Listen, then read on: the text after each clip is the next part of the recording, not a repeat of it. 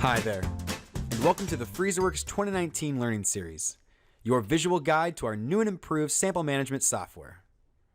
In this introductory video, we'll take a quick look at several of the most notable new features in Freezerworks 2019. Should you need any more information after today, everything we cover is explained in greater detail in the user's guide and other videos to come. To start off, you will notice that Freezerworks has been given a visual facelift throughout. And nowhere is this more apparent than with our new homepage, seen right after you log in. This will act as every user's hub in Freezerworks. If you close all open forms and windows in the program, your homepage is the screen you'll see. Homepages are made up of tiles, buttons that immediately take you to various inventory-related tasks in Freezerworks, making it much easier to navigate the complex software from the get-go. These tiles can be anything on the inventory management menu, any workflow or import formats, and any of the search options. This includes saved searches themselves, so users can open records they need to work on faster than ever before. You choose the tiles you need for your daily activities, creating a homepage that's specific to you. Then, if you're an admin, you can create as many different homepages as necessary, assigning them to your various users as you see fit. Of course, if you'd rather leave your users with the responsibility of creating their own homepage, you can do so with private homepages. With that visual facelift still in mind, let's move on to visual freezers, which make freezers more interactive and true to life than ever before.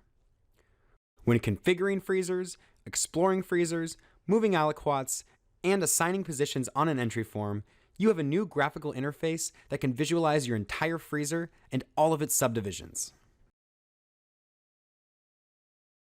You'll design exactly what your freezers look like at each subdivision level for each freezer section. Then, when you view the freezer's contents and move aliquots, for example, it'll look like an actual representation of what you have in the real world. Colors will be added to all of your freezers to indicate how full each container is.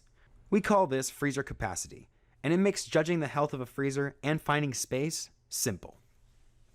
Next, field dependency options such as default values, restricted choice lists, conditionally required fields, and color formatting are now much easier to configure and understand.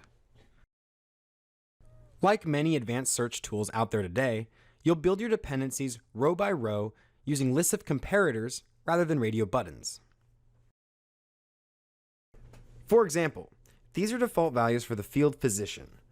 If hospital is equal to Sacred Heart, the physician is Taylor. If hospital includes either Hopkins or Johnson's, the physician is Burke. The conditions will then be displayed in full sentences on the properties page to make everything easier to understand.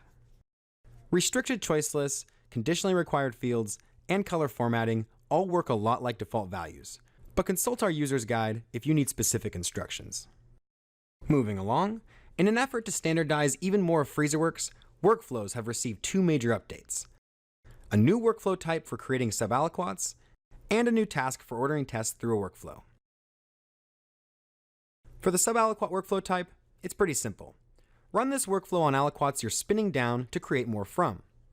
The template will split each standard workflow task into two, so you can do different things to the parents versus the subaliquots. This could include clearing the parent positions while assigning ones to the subs,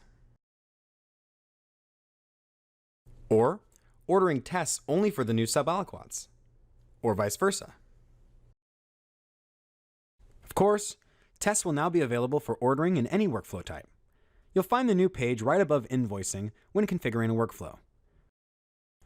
When processing workflows with tests, users will have the option of picking up the tests at the same time, as checkout is already linked to pickup in system properties. For more information about our testing process, see our testing series of videos. Finally, when you open a sample to look at its aliquots, you'll notice that the aliquots area now has filter options in each column, just like the inventory list view. When you filter the area, a count of the aliquots currently displayed will appear, like so. Feel free to continue adding as many filters as you'd like. And when you're done, the button next to the count will remove any filters that are currently on. Well, that does it for our roundup of the most notable new features in Freezerworks 2019. For assistance with any of these things and more, consult our user's guide or contact Freezerworks support staff. The What's New topic, for instance, has contextual links that will open detailed explanations of everything discussed today. If you're more of the visual type, more videos breaking down everything you need to know about Freezerworks 2019 are coming soon. Well, thanks as always for watching, and I hope you enjoy using Freezerworks. See you next time.